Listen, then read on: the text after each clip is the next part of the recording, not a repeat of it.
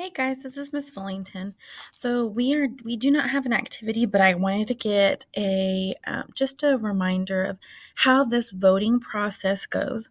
So yesterday you came up with a question for election day, and so how this would go is when you come up with your question, students are supposed to be able to vote on your question. So say for instance, so Miss Fullington has her question, and her question says, which ice cream do you like the most? So I will have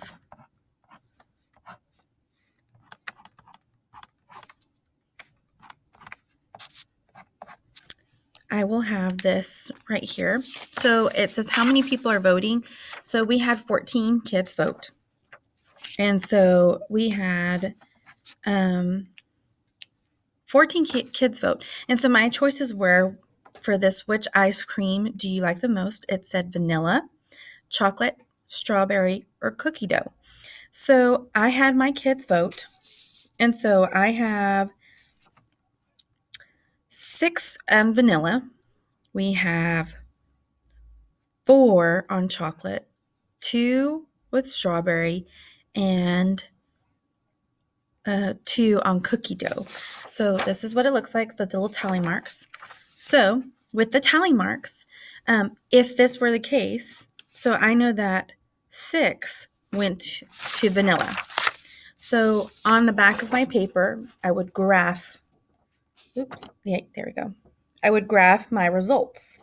And so I know that my first answer choice was vanilla. So I'm going to put on vanilla.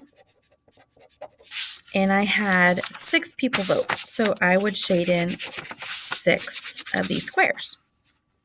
So I have 6 right here on vanilla. So now my second one said it was chocolate, and chocolate had 4 votes. So I'm going to color in 4. So here I colored in 4 for chocolate. And then the next one was strawberry, and I only had 2. So I'm only going to shade in 2 of my squares. And cookie dough also had 2. So that was a tie.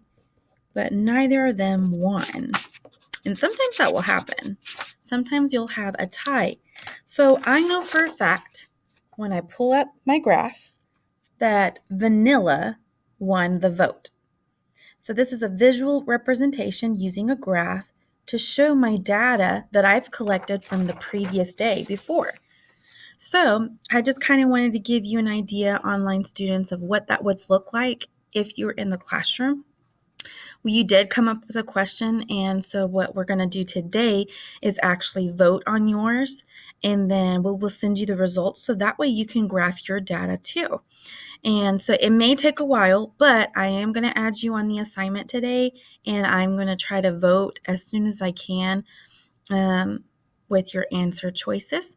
So make sure that you include your answer choices in your previous assignment so you can go in and draft it and edit your item in Seesaw from yesterday's assignment to go ahead and put your answer choices, and we can answer your question on that, okay?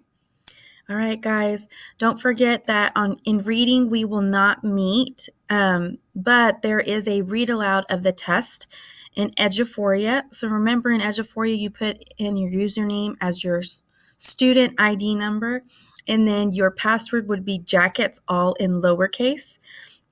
Once you submit those questions, make sure to finish the complete exam. It's 16 questions, and then you'll submit that, and that will be the only thing you'll do for reading.